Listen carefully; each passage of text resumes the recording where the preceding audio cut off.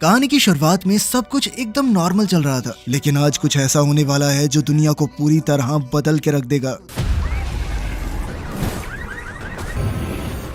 पूरे देश में एक अजीब सा वीडियो बड़ी तेजी से वायरल हो रहा था, जो हाल ही में बने एक नए धर्म द न्यू ट्रूथ ने बनाया था। उस वीडियो में बताया जा रहा था कि कुछ इंसानों को उनकी मौत का वक्त पहले ही बता दिया जाएगा और बिल्कुल उसी तय किए गए समय पर नर्क से जल्लाद आएंगे और उसे अपने साथ खींच कर ले जाएंगे। कुछ लोग ये वीडियो देख ही रहे थे कि तभी उनके पीछे एक आदमी अकेला बैठा था। उसका ध्यान बार बार घड़ी की तरफ जा रहा था और उसके चेहरे पर डर इतना ज्यादा था कि छुपाए ना छुपे। घड़ी में 1:20 हुए पर कुछ भी नहीं हुआ, लेकिन अगले ही पल एक बहुत तेज दहाड़ सुनाई दी और 3 खौफनाक राक्षस सीधा उस आदमी पर टूट पड़े। वो आदमी जान बचाकर भागा, लेकिन वो राक्षस भी उसके पीछे पड़ गए। दरअसल ये वही नर्क से आए हुए जल्लाद थे। उन्होंने उसे बुरी तरह पीटा और फिर अपनी ताकत से उसे जलाकर राख कर दिया। इसके बाद वो जिस तरह अचानक से आए थे उसी तरह गायब भी हो गए। कुछ ही देर में पुलिस इस मामले से जुड़ गई और डिटेक्टिव जॉन को न्यू ट्रूथ के लोगों से पूछताछ करने का काम सौंपा गया। वो अपनी टीम के साथ क्राइम सीन पर पहुंचा, जहां पर न्यू ट्रूथ का एक सेमिनार चल रहा था। उस सेमिनार में चेयरमैन पीटर दुनिया भर के लोगों की कहानियां दिखा रहा था, जिन्हें नर्क के उन जल्लादों ने खत्म किया और उनके गुनाह उनके मरने के तुरंत बाद सबके सामने आ गए। वो ये दिखाना चाहते थे कि नर्क से आए ये जल्लाद सिर्फ बुरे लोगों को मारते हैं। पुलिस के साथ बातचीत करते हुए पीटर ने बताया कि वो एक अनाथ आश्रम में बड़ा हुआ था। 20 साल का होते ही वो अपने जानने वालों से जितनी दूर जा सकता था उतनी दूर पहाड़ों में कहीं चला गया। वहीं पर उसने पहली बार अपनी आंखों से उन नर्क के जल्लादों को देखा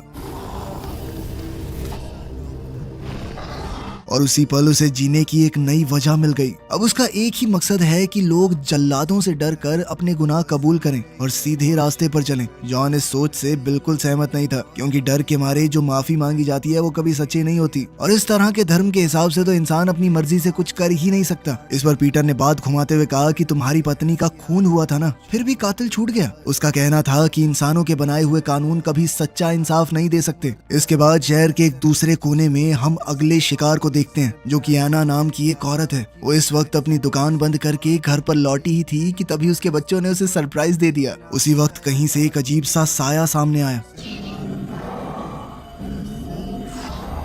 इसने कहा कि 4 दिन बाद तुम्हें नर्क के हवाले कर दिया जाएगा। ये सुनते ही एना बुरी तरह टूट गई और मदद के लिए उसके पास चेयरमैन पीटर और न्यू ट्रूथ वालों के पास जाने के सिवा कोई रास्ता नहीं था। पीटर ने उसके सामने एक बहुत बड़ी रकम रखी, करीब $20 लाख, और बदले में उसकी शर्त सिर्फ इतनी थी कि मैं तुम्हारी मौत का पूरा मंजर टीवी पर लाइव दिखाना चाहता हूँ। ये सुनकर एना का दिल टूट गया, लेकिन फिर उसने अपनी वकील सारा से मदद मांगी ताकि कागजी कार्रवाई सही तरीके से हो जाए, उसके बच्चों को पूरा पैसा मिल जाए, क्योंकि वो तो अब मरने वाली है। सारा इस चीज में मदद करते हुए थोड़ा हिचकिचा रही थी, लेकिन उसके बॉस ने कहा कि ये सिर्फ एक कहानी है, ऐसा कुछ नहीं होने वाला। सारा को तो पहले ही पीटर और उसका ये बनाया हुआ नया धर्म न्यू ट्रूथ कुछ खास पसंद नहीं था। उसे उनके ऊपर शक था कि यही कुछ करवाने वाले हैं, इसीलिए उसने इस सौदे में पुलिस को भी शामिल कर लिया। बच्चे दूसरे कमरे में खेलते रहे और इधर पैसों का लेन देन वहीं तय हो गया। अब पीटर जानना चाहता था कि आखिर एना ने किया क्या है, तो उसने बच्चों के बारे में पूछना शुरू कर दिया, जहाँ हमें पता चला कि एना एक सिंगल मदर है और दोनों बच्चों के बाप अलग हैं। पीटर बार बार यही पूछता रहा कि कहीं उनमें से एक मर्द शादीशुदा तो नहीं था, क्योंकि वो हर हाल में एना को लोगों की आंखों में बुरा बनाना चाहता था कि देखो इसने गलती की तब इसे सजा मिली है। ये सुनकर एना का बड़ा बेटा फट पड़ा। उसने चिल्लाकर कहा कि हमारी माँ ने हम दोनों को अकेले पाला है और इस तरह नर्क के जल्लाद आकर उन्हें मार डालें, ऐसा कुछ भी नहीं किया है उन्होंने।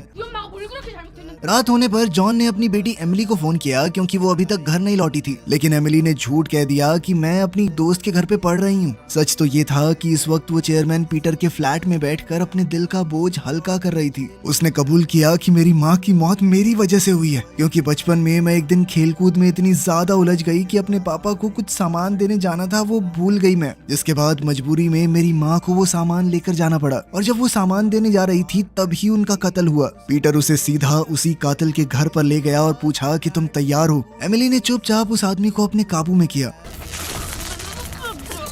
और दोनों उसे एक भट्टी तक घसीट कर ले गए। पीटर ने समझाया कि लोगों को हमेशा ठोस सबूत चाहिए, वरना वो किसी बात पर यकीन नहीं करते। इसीलिए उन्होंने उस आदमी को जलाकर बिल्कुल ऐसा बना दिया जैसा नर्क के जल्लाद जलाकर छोड़ के जाते हैं।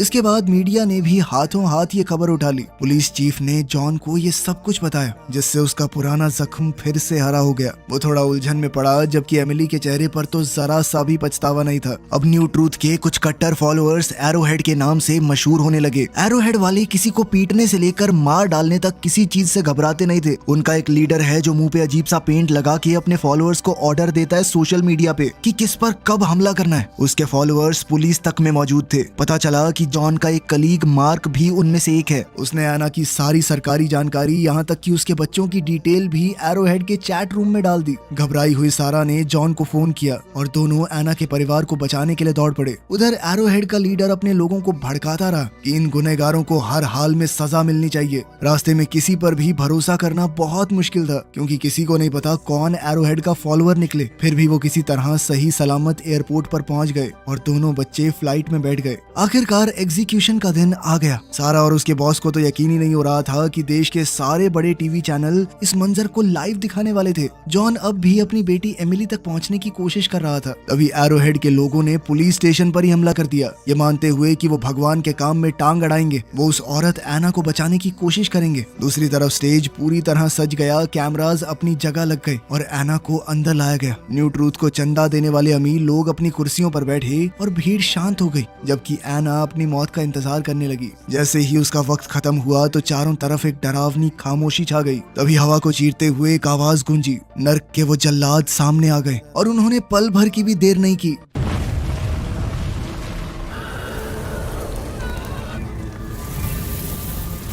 पुलिस उनकी ताकत के सामने बिल्कुल बेबस खड़ी रह गई, जबकि मार्क एक एक पल का मजा लेता रहा। उस बेचारी माँ को राख करने के बाद आखिरकार वो जल्लाद लौट गए। अब सबूत सबकी आंखों के सामने था, इसीलिए दुनिया के पास ये नई सच्चाई मानने के सिवा कोई चारा नहीं था। और इस एक घटना ने पूरी दुनिया को ही बदल के रख दिया। चेयरमैन पीटर रातों रात सबसे ताकतवर इंसान बन गया और उसने अपना एक इंटरव्यू भी दिया, जिसमें वो बार बार यही ताना मार रहा था कि 10 साल तक उसकी चेतावनी किसी ने नहीं सुनी। उधर एरोहेड वालों की तो मानो लॉटरी लग गई। उनका लीडर अब खुलकर उन लोगों पर भड़क रहा था जो उसके खिलाफ बोलते थे। उसने सारा और उसके बॉस और यहाँ तक के जॉन का भी नाम ले लिया कि ये लोग भगवान से टकराने की हिम्मत कर रहे हैं। ये देखते ही सारा समझ गई कि कुछ तो गड़बड़ होने वाली है। वो जल्दी जल्दी सामान बांधकर अपनी बीमार माँ को लेकर वहाँ से निकलने ही वाली थी कि तभी उसे एक अनजान चिट्ठी मिली, जिसके बाद वो अपने बॉस को ढूंढते हुए ऑफिस पहुंची, पर वहाँ सब कुछ तहस नहस पड़ा था। फोन करने पर पता चला कि एरोहेड वालों ने उसके बॉस पर हमला किया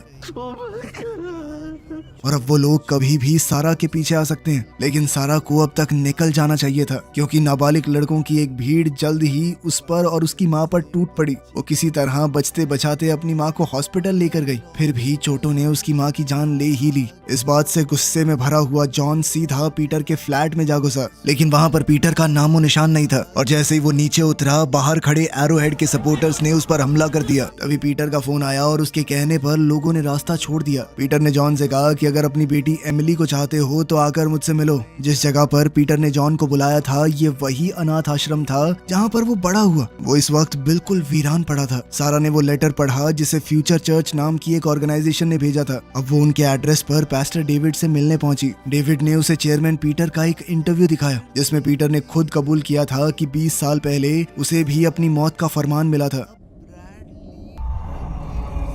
जिसके बाद उसने अपनी पूरी जिंदगी ऐसे ही मामले ढूंढने और बचने का रास्ता तलाशने में लगा दी। उसने जॉन के सामने भी माना कि मैंने आज तक कोई गुनाह नहीं किया, क्योंकि उसे बचपन से इस बात पर यकीन था कि अगर वो अच्छा बच्चा बन के रहेगा तो उसकी माँ लौट आएगी। यहीं से वो एक नतीजे पर पहुंचा कि ये सारे फरमान बिल्कुल रैंडम है, यानी इसका किसी गुनाह से कोई लेना देना नहीं है। लेकिन ये सच अगर सबके सामने आ गया तो पूरी दुनिया में अफरा तफरी मच जाएगी। इसीलिए उसने इसे भगवान का इंसाफ बताकर एक मतलब दे दिया। तब से वो खुद हर पल इसी डर में जीता रहा कि कहीं उससे कोई गलती ना हो जाए, और इसी डर को मैंने समाज को सुधारने का हथियार बना दिया है। सारा ने उस इंटरव्यू की कॉपी मांगी, पर डेविड ने उसे मिटा दिया था। असल में उसका पीटर के साथ एक सौदा हो चुका है, जिसके मुताबिक पीटर के मरने के बाद न्यू ट्रूथ का अगला चेयरमैन वो बनेगा, और बदले में उसे बस सारा को रास्ते से हटाना है। और इस काम के लिए उसने एरोहेड वालों का इस्तेमाल करने का फैसला किया। उधर अनाथ आश्रम में पीटर ने जॉन को आखिरी सच बताया कि उसकी अपनी मौत का दिन आज ही है, और वो नर्क के जल्लाद किसी भी पल आते होंगे।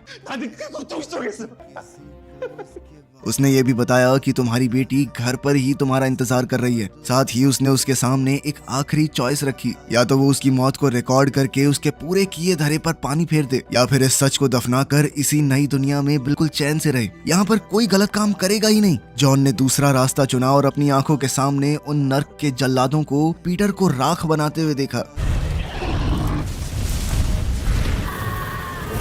घर लौटने पर एमिली ने उसका स्वागत किया और अब बाप बेटी एक दूसरे के और करीब आ चुके थे। अब कहानी कुछ साल आगे बढ़ी और अब दुनिया पूरी तरह बदल चुकी थी। पास्टर डेविड की अगुवाई में न्यू ट्रूथ ने पीटर की बातों को हथियार बनाकर पूरे देश पर कब्जा जमा लिया। जिस जगह एना की मौत हुई थी उस जगह को एक म्यूजियम में बदल दिया गया। यहाँ पुरानी मौतों का पूरा रिकॉर्ड सजा कर रखा गया। उन्होंने अपने प्रचार के लिए एक एड भी बनाई जिसमें छोटे छोटे बच्चे अपने माँ बाप से गुनाह कबूल करवा रहे थे। उसमें यह भी दिखाया गया कि जो लोग मौत का फरमान मिलने के बाद पहले ही मर गए उन्हें भी वो नर्क के जल्लाद बख्शते नहीं थे। अपनी पकड़ और मजबूत करने के लिए पास्टर ने हुक्म दिया कि जिसे भी फरमान मिले वो सबके सामने अपने गुनाह कबूल करे। इसी एड के ऊपर अब TV producer Daniel new truth के लोगों के साथ बैठकर काम कर रहा था। साइमन नाम के एक आदमी ने कहा कि थोड़ा कुछ चेंज करते हैं, मरने वालों का दर्द थोड़ा कम दिखना चाहिए ताकि लोगों को उनके ऊपर तरस भी ना आए। डैनियल को ये बात कुछ खास पसंद नहीं आई, लेकिन उसका बॉस मान गया, जिसके बाद बेचारे डैनियल को पूरी रात वहीं पर काम करना पड़ा और वो हॉस्पिटल में अपनी पत्नी और नए जन्मे बच्चे से मिलने नहीं जा पाया, क्योंकि वो भी नहीं जानता कि उसका ये बच्चा पूरी दुनिया की किस्मत बदल के रख देगा। डैनियल अपने एडिटर के साथ सारे चेंजेस के बारे में बात करता रहा। तभी टीवी पर चल रही एक बहस पर उसकी नजर टिक गई। इसके बाद वो अपने एक साथी क्रिस के डेस्क तक पहुंचा। वहाँ उसे क्रिस तो नहीं मिला, लेकिन एक अजीब सा कार्ड जरूर पड़ा था। तभी क्रिस अचानक से आया और उस कार्ड पर झपट पड़ा। वो बुरी तरह घबराया हुआ लग रहा था। उसने डैनियल से कहा कि भाई आज प्लीज पूरी एडिटिंग अकेले संभाल ले, मेरी पत्नी घर पे बहुत बीमार है, मुझे उसके पास जाना जरूरी है। वहीं डैनियल की बीवी ने हॉस्पिटल में एक बच्चे को जन्म दिया और वो नन्ही जान अभी आईसीयू में भर्ती थी।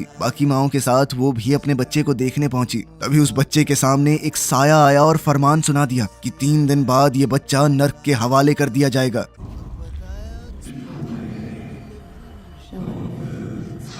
ये देखकर तो ग्रेस के पैरों तले जमीन खिसक गई और न्यू ट्रूथ की वेबसाइट पर उसे किसी बच्चे से जुड़ा हुआ कोई मामला नहीं मिला। डैनियल का काम खत्म होते होते बहुत रात हो गई। उसकी अपनी पत्नी से तो बात नहीं हो पाई, लेकिन उसी वक्त क्रिस की पत्नी का फोन आया, जिसने पूछा कि क्रिस अभी तक घर क्यों नहीं आया, कहाँ है वो। ये बात सुनते ही डैनियल समझ गया कि क्रिस ने झूठ बोला था, इसीलिए उसे वो कार्ड याद आया। जिसके बाद वो सीधा उसी एड्रेस पर पहुंच गया जो उस कार्ड पर था। रास्ते में एरोहेड वालों ने उसे रोक लिया, जो अब अपने आप को किसी सरकारी पुलिस से कम नहीं समझते थे। 누구랑 은밀하게 데이트를 온 거 아니야?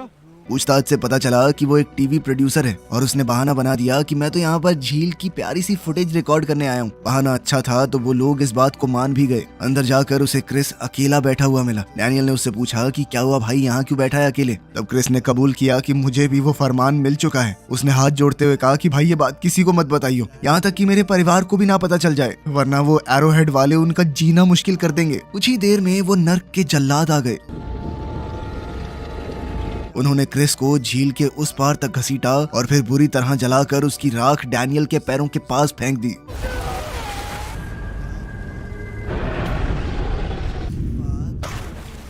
डैनियल अब भी सदमे में बैठा था कि तभी वहां कुछ लोग पहुंचे और वो क्रिस के शरीर का जो कुछ भी बचा हुआ था उसे समेटने लगे। उनमें से एक चेहरा उसने एक बार टीवी डिबेट पर देखा था। वहां पर वकील सारा भी मौजूद थी, जो एरोहेड वालों के किए गए हमले से जिंदा तो बच गई थी, लेकिन उसके निशान अब भी उसके चेहरे पर दिखते थे। उन्होंने फिलहाल के लिए डैनियल पर भरोसा करने का फैसला किया, लेकिन फिर भी कुछ दिनों के लिए उस पर नजर रखी। असल में सोडो नाम का एक ग्रुप लोगों को बेनाम तरीके से मरने में मदद करता है। उनकी राख को इकट्ठा कर लेता है, फिर उनके गायब होने की एक झूठी कहानी कर देता है ताकि दुनिया के सामने बिना बात उनकी मौत के बाद उनके गुनाह ना खोले जाएं। इससे एरोहेड वाले उनके परिवार को भी परेशान नहीं करते थे। अगले दिन डैनियल सीधा अपनी पत्नी के पास पहुंचा, जहां ग्रेस ने उसे वो पूरी वीडियो दिखाई। वो तो अंदर से बिखर चुकी थी, पर डैनियल ने उसे भरोसा दिलाया कि वो इस मामले की तह तक जाकर रहेगा। उधर पुलिस और न्यू ट्रूथ के लोगों ने पूरी झील छान मारी, फिर भी उनके हाथ कुछ नहीं लगा। लेकिन जाते जाते साइमन को वो कार्ड मिल गया। पुलिस ने कहानी बना दी कि क्रिस के ऊपर बहुत ज्यादा कर्ज था और अपने कर्जदारों से बचने के लिए शायद वो किसी समुद्री जहाज में भाग गया। लेकिन साइमन को ये बात हजम नहीं हुई। तभी उसे एक और जगह बुलाया गया जहाँ किसी और को भी फरमान मिला था और वहाँ भी उसे सोडो लॉन्ड्री का वही कार्ड मिला। इधर डैनियल ने जब सोडो के बारे में पता किया तो मालूम हुआ कि पुराने जमाने में सोडो एक पवित्र जगह मानी जाती थी जहाँ भागे हुए मुजरिम पनाह लेते और कानून के हाथ उन तक नहीं पहुँच पाते। वो दोबारा अपने एडिटर से मिला और उस टीवी डिबेट वाले आदमी का पता मांगा, पर वहाँ पर मौजूद एक जासूस ने ये सब देख लिया। डैनियल प्रोफेसर रॉबर्ट की यूनिवर्सिटी पहुंचा जहाँ उसे पकड़ लिया गया और सारी बात खोलकर बताई गई। सोडो के लोग हर जगह न्यू ट्रूथ की वेबसाइट पर नजर रखते ये पता लगाने के लिए कि किसे फरमान मिला है और फिर उस इंसान को एक मौका देते हमेशा के लिए गायब होने का। वो लोग भी अच्छी तरह जानते थे कि ये फरमान बिल्कुल रैंडम होते हैं और पुराने चेयरमैन पीटर ने इन्हें भगवान का इंसाफ बताकर एक झूठ गढ़ा था। डैनियल ने उन्हें अपने बच्चे वाला वो वीडियो दिखाया। उसी वक्त न्यू ट्रूथ के हेडक्वार्टर्स पर चेयरमैन डेविड ने एक आदमी की मौत का पूरा तमाशा सजा दिया। उसने भरी भीड़ में उस आदमी को कोसा कि उसने अपने गुनाह सबके सामने कबूल क्यों नहीं किए। और जैसे ही उस आदमी का परिवार अंदर आया, डेविड का मजा और बढ़ गया। वो आदमी गिड़गिड़ाता रहा और अपने परिवार से कहता रहा कि मैंने कुछ गलत नहीं किया कभी। लेकिन नर्क से आए उन जल्लादों को इस बात से कोई फर्क नहीं पड़ा।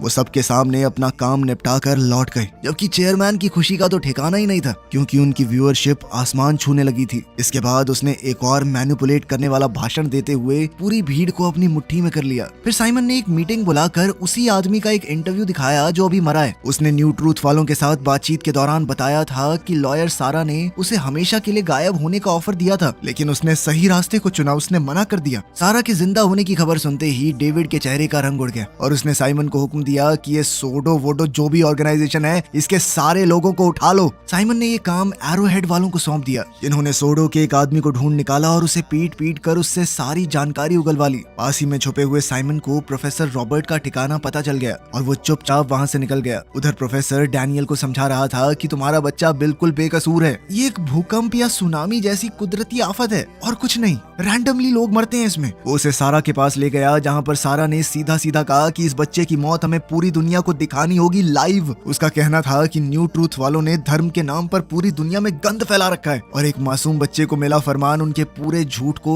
एक झटके में तोड़ कर रख देगा। उसके मुताबिक एक कुर्बानी से लाखों लोगों की जान बच सकती है और फिर दुनिया दोबारा से पहले जैसी हो जाएगी। लेकिन डैनियल अपने बच्चे की मौत पूरी दुनिया को दिखाने में बिल्कुल इंटरेस्टेड नहीं था। उसने गुस्से से ये बात ठुकरा दी। बाहर निकलते वक्त रॉबर्ट ने उसे बताया कि तुम अकेले नहीं हो इसमें, मैंने भी अपनी बेटी को खोया है, उसे भी ऐसा ही फरमान मिला था और मैं पूरी कोशिश करने के बावजूद उसे बचाने के लिए कुछ नहीं कर पाया। मैं इसे भगवान का इंसाफ नहीं मानता, बस एक हादसा समझकर जी रहा हूँ। घर लौटते हुए एरोहेड वालों ने रॉबर्ट को दबोच लिया और उसे अपने ठिकाने पर ले गए, जहाँ उन्होंने उसकी गाड़ी के जीपीएस से बाकी जगहों का भी पता लगा लिया और फिर उसे और उसके साथी को जिंदा जला दिया। इसके बाद वो सीधा सारा के ठिकाने पर जा पहुंचे, लेकिन अब वो पहले वाली बेबस औरत नहीं थी। उसने जबरदस्त तरीके से लड़ते हुए अपना रास्ता खुद बना लिया। अगले दिन एरोहेड वालों ने दोनों लाशें उसी यूनिवर्सिटी में टांग दी और ऑनलाइन इस कत्ल की पूरी जिम्मेदारी भी ली। सारा ने डैनियल को फोन करके उसका फैसला पूछा, लेकिन उसकी पत्नी तो कुछ और ही मन बना चुकी थी। ग्रेस ने खुद न्यू ट्रूथ वालों से जाकर मिलने का फैसला ले लिया, जबकि डैनियल उसे रोकने के लिए बार बार फोन मिलाता रहा। उसने बस इतना कहा कि मैं न्यू ट्रूथ वालों से पूछूंगी कि एक मासूम बच्चे को फरमान क्यों मिला, इसने क्या गुनाह किया है, रोको इसकी मौत को। डैनियल ने तुरंत इस बात की खबर सारा को दी और खुद न्यू ट्रूथ के हेडक्वार्टर्स की तरफ भागा। लाख कोशिशों के बाद भी उसकी पत्नी ने फोन नहीं उठाया। वहाँ ग्रेस से मिलने न्यू ट्रूथ की तरफ से साइमन आया। उसे वो वीडियो दिखाकर ग्रेस ने पूछा कि पहले कभी किसी बच्चे के साथ ऐसा हुआ है। साइमन ने कहा कि मुझे इस बारे में पक्का नहीं पता, मैं अपने सीनियर्स से पूछ के आपको बताता हूँ। पर बाहर निकलने से पहले उसने रिसेप्शन को हुक्म दिया कि इस औरत को कहीं भी जाने ना दे। उसने वो पूरा फुटेज सीधा चेयरमैन डेविड को दिखाया और सबकी राय एक ही थी कि अगर ये वीडियो बाहर आया तो उनका पूरा झूठ मिट्टी में मिल जाएगा। डैनियल और सारा तब तक वहां पहुंच चुके थे और उन्होंने सबका ध्यान भटकाकर बिल्डिंग के अंदर घुसने का रास्ता बनाया। अंदर न्यू ट्रूथ के लोगों ने ग्रेस से उसके बच्चे को जबरदस्ती छीन लिया, पर तभी डैनियल सामने आ गया। सारा ने गुंडों की जमकर धुलाई की। इसी बीच ग्रेस अपने बच्चे तक पहुंची और बच्चा हाथ में आते ही तीनों वहां से निकल भागे। बच्चों के हाथ से निकल जाने पर डेविड आग बबूला हो गया और उसने साइमन को खुली छूट दे दी कि एरोहेड वालों को कहो जो करना है करें, लेकिन किसी भी हालत में इस बच्चे वाली बात बाहर नहीं जाने जानी चाहिए। सारा की टीम उस परिवार को एक ऐसे आदमी के घर ले गई जिसे खुद भी वो फरमान मिल चुका था। वहाँ पहुंचकर सारा ने दोबारा वही बात दोहराई कि इस एक बच्चे की कुर्बानी दुनिया को बचा सकती है। उस घर के मालिक विक्टर ने बताया कि वो भी कभी न्यू ट्रूथ का पक्का भक्त हुआ करता था और उनके हर नियम को पूरी सख्ती से निभाता,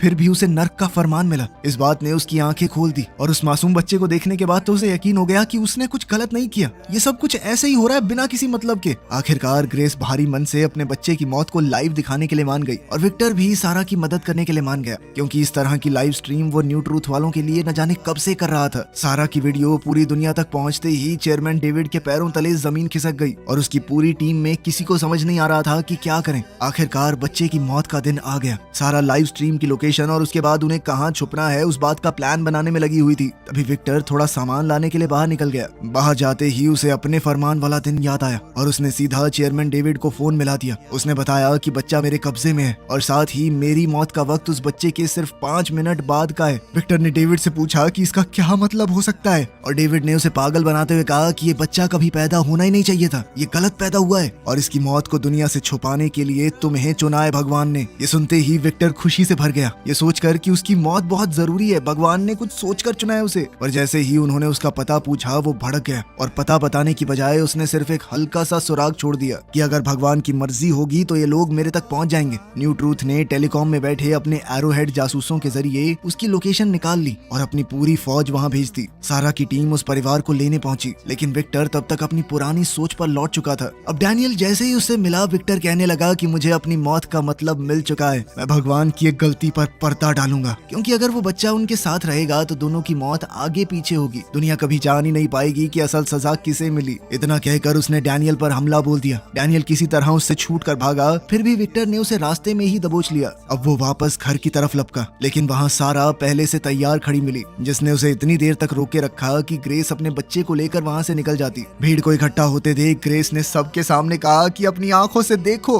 मेरे मासूम से बच्चे के लिए ये कुछ दिन का है, अभी इसके लिए फरमान जारी हुआ है। न्यू ट्रूथ के लिए काम कर रही पुलिस ने वो लाइव स्ट्रीम पकड़ ली और साइमन को खबर कर दी, जिसके बाद सब लोग उसी जगह की तरफ दौड़ पड़े। सारा भी विक्टर को ढेर करके बाहर आई और ठीक उसी पल हवा को चीरते हुए वो नर्क के जल्लाद सामने आ गए। उन्हें अपने बच्चे की तरफ बढ़ते देखकर ग्रेस के अंदर की माँ जाग उठी और उसने अपने बच्चे को अपनी बाहों में छुपा लिया। होश आते ही डैनियल भी भागकर अपनी पत्नी के पास पहुंचा और सारा ने भी जो बन पड़ा वो किया। दोनों माँ बाप आखिरी सांस तक अपने बच्चे के लिए लड़े और आखिर में उनके पास देने को सिर्फ अपना प्यार बचा। आखिर में वो दोनों अपने बच्चे से लिपट गए उसे बचाने की आखिरी कोशिश में, लेकिन उन जल्लादों ने उन्हें घेर कर अपनी आग बरसा दी। लेकिन उन दोनों का अपने बच्चे के लिए प्यार उस नन्ही जान को बचाने के लिए काफी था।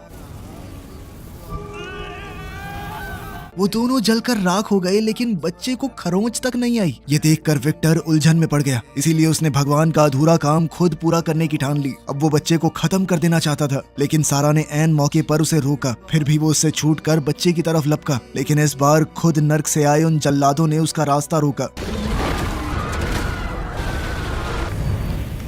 भीड़ के बीच से सारा ने उस बच्चे को बड़े प्यार से अपनी गोद में उठा लिया। न्यू ट्रूथ के लोग जब वहां पहुंचे तो वहां खड़े बाकी लोगों ने उन्हें आगे ही नहीं बढ़ने दिया, जिससे ये साफ हो गया था कि लोगों के दिमाग पर उनकी पकड़ ढीली हो चुकी है। एक बुजुर्ग ने तो उन्हें खुलेआम झूठा और ठग कह दिया, जिस पर साइमन अपना आपा खो बैठा और उस बुजुर्ग पर ही हाथ उठा दिया, जिसके बाद मजबूरन पुलिस को साइमन को गिरफ्तार करना पड़ा। फिर भी वो अपनी वही बकवास बकता रहा। इधर सारा उस बच्चे को लेकर वहां से निकल गई और पास खड़े एक टैक्सी ड्राइवर ने उसे तुरंत पुलिस से बचाकर वहां से निकाल दिया। अगले दिन कुछ ऐसा हुआ जिसकी किसी ने कल्पना तक नहीं की थी। जिन लोगों को नर्क के हवाले किया जा चुका था वो एक एक करके वापस लौटने लगे और उनके साथ खुद पुराना चेयरमैन पीटर भी लौट आया। अब इस सब का क्या मतलब है ये तो सीजन 2 में पता चलेगा। तो अगर वो देखना चाहते हो तो बस 10,000 लाइक कर दो। इस वीडियो पे छोटा सा टारगेट है, बाकी मिलते हैं अगली वीडियो में।